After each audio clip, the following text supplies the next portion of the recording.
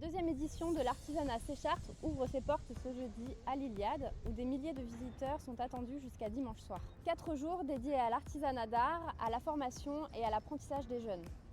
Je vous emmène à la rencontre d'artisans d'Eure-et-Loir et d'animations qui ont piqué ma curiosité.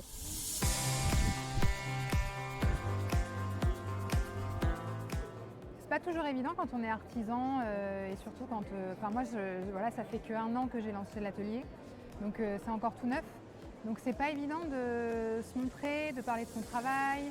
L'artisanat Séchart, ça nous donne quand même une vitrine assez chouette pour ça, parce qu'il y a beaucoup de passages. On rencontre aussi d'autres artisans, donc c'est aussi une manière de se faire du réseau et de parler de nos problématiques également.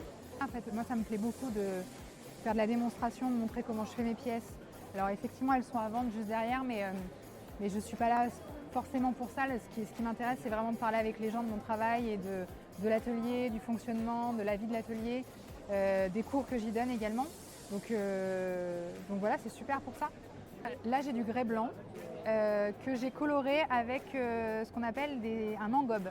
Un engobe, c'est un mélange de terre, donc de la même terre que la pièce que j'ai façonnée, que j'ai séchée, que j'ai réhumidifiée et dans laquelle j'ai mis des oxydes colorants.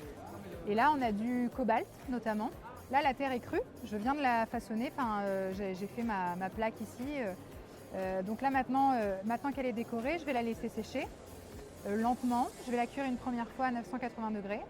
Ensuite, je vais la tremper dans un bain d'émail. C'est ce qui donne cette brillance-là. En fait, l'émail se transforme à la cuisson en verre. Et c'est ce qui fait qu'on va pouvoir l'utiliser, mettre des liquides dedans, manger dedans, etc. Donc voilà, première cuisson, ensuite j'émaille et je recuis une deuxième fois à 1280 degrés. Mais il faut 1 mois à peu près pour faire une pièce de A à Z.